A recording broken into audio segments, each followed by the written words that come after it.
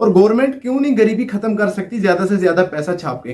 For example आपके पास एक second hand mobile phone है और आप क्या करना चाहते हैं, आप इस मोबाइल फोन को बेचना चाहते हैं। फॉर एग्जाम्पल आपने इसका जो प्राइस है वो सेट कर दिया 1000 रुपीज, लेकिन जो आपके जो कस्टमर्स हैं वो लेना चाहते हैं फोन को, वो है 100।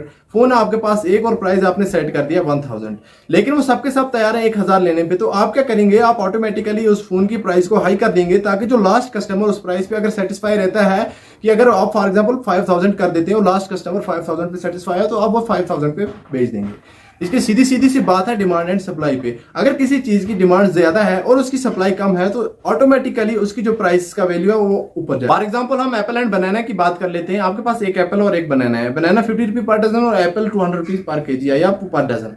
लेकिन यहाँ पे देखा जाएगा सेब क्यों महंगा है बनाना से, क्योंकि सेब की जो सप्लाई है वो एज कम्पेयर टू डिमांड कम है। कभी आपने सुना होगा कि प्याज के दाम ज्यादा हो गए, वो क्यों होंगे, क्योंकि जो सप्लाई एंड डिमांड का जो इनका रेशियो है वो कभी बराबर नहीं रहता है। जो सप्लाई है वो कम रहती है, डिमांड आगे से ज्यादा रहती है, तो प्राइसेस ऑटोमेटिकली हाई जाते हैं। आज हम देख रहे हैं जैसा हो रहा है कि हर एक चीज की जो प्राइस है वो अप हो रही है, चाहे वो डोमेस्टिक यूज हो या कमर्शियल यूज हो। ये सब डिपेंड करता है डिमांड एंड सप्लाई पे। हमारी सप्लाई कम है, डिमांड ज्यादा है, तो ऑटोमेटिकली प्राइसेस हाई जाएंगे। अब बात कर लेते हैं कि ज्यादा पैसा छापने से क्या होगा। जिम्बाब्वे ने एक बार क्या किया, जिम्बाब्वे एक कंट्री है जिसने एक बार क्या किया, ज्यादा से ज्यादा पैसा छापा, और ज्यादा से ज्यादा पैसा छापने के साथ इनकी जो करेंसी वो बिल्कुल डिस्ट्रॉय हो गई। करेंसी डिपेंड करती है किसी कंट्री की रिसोर्सेस एंड सर्विसेज अगर आपकी कंट्री में ज्यादा हैं तो आपकी करेंसी का वैल्यू, आपकी इकोनॉमी ऊपर जाएगी, ना कि ज्यादा नोट छापने से आपकी इकोनॉमी ऊपर जाएगी।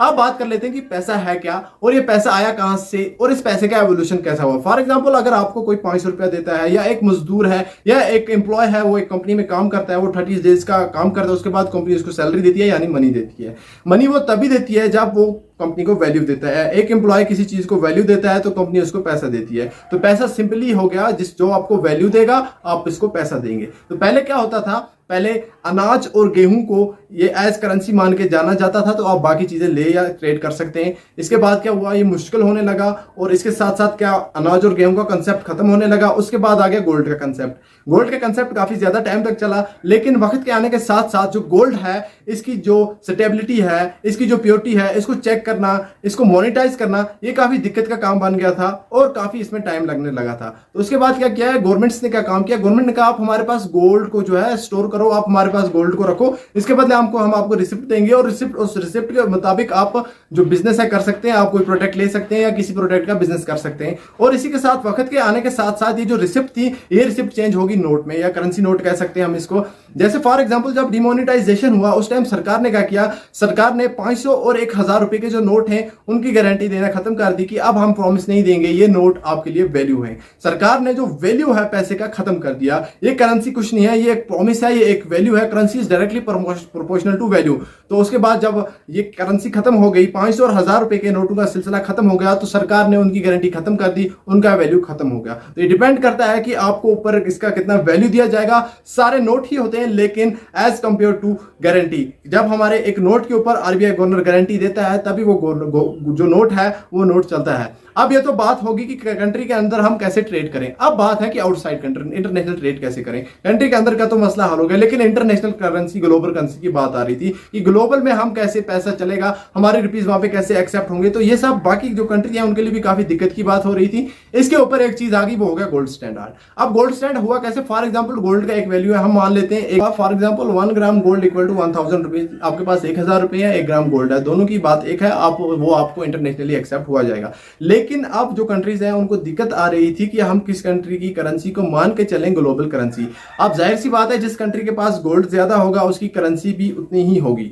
तो हुआ क्या कि उस टाइम एक रूल बनाया गया कि आपके पास जितना गोल्ड है आप उस गोल्ड के मुताबिक ही अपनी करेंसी को प्रिंट कर सकते हैं। यूएस जो था first world war and second world war में इसने क्या किया, इसने ज्यादा से ज्यादा वेपन सप्लाई किए। तो कंट्री जो बाकी मुल्क हैं, बाकी देश, वो गरीबी में आ गए, और गरीबी में आने के साथ वो अपना गोल्ड देते रहे। यूएस गोल्ड लेता रहा, और यूएस का जो गोल्ड है वो पूरे वर्ल्ड का 80% रिजर्व हो गया, यानी पूरी दुनिया का 80% जो सोना है वो यूनाइटेड स्टेट्स के पास आ गया।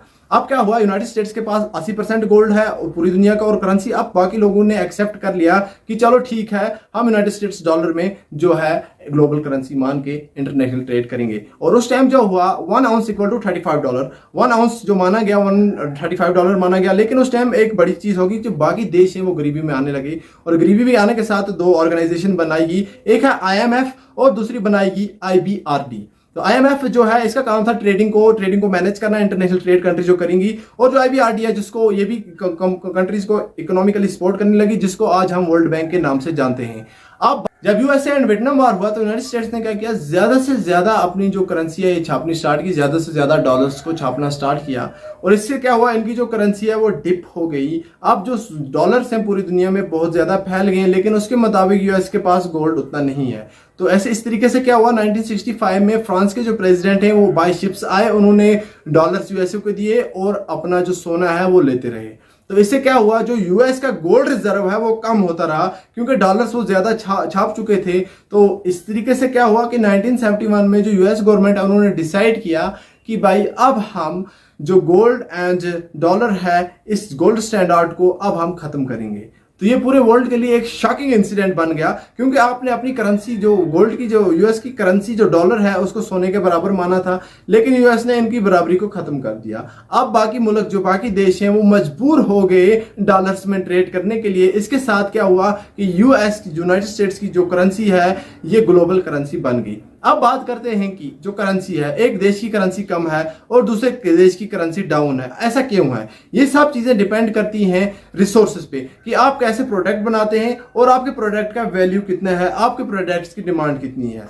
फॉर एग्जाम्पल, अगर हमारा आज ₹1 इक्वल टू $76 है, ये क्यों है? यूएस जो है, यूएस में जो प्रोडक्ट्स की जो सप्लाई है वो वैल्यूबल प्रोडक्ट बनाता है और उनकी डिमांड बहुत ज्यादा है as compared to other countries. जब एक कंट्री की प्रोडक्ट्स और उनके वैल्यू की डिमांड काफी ज्यादा रहेगी तो ऑटोमेटिकली उनके प्राइस हाई रहेंगे। जब उनके प्राइसेस हाई जाएंगे तो कंट्री की इकोनॉमी ऊपर जाएगी।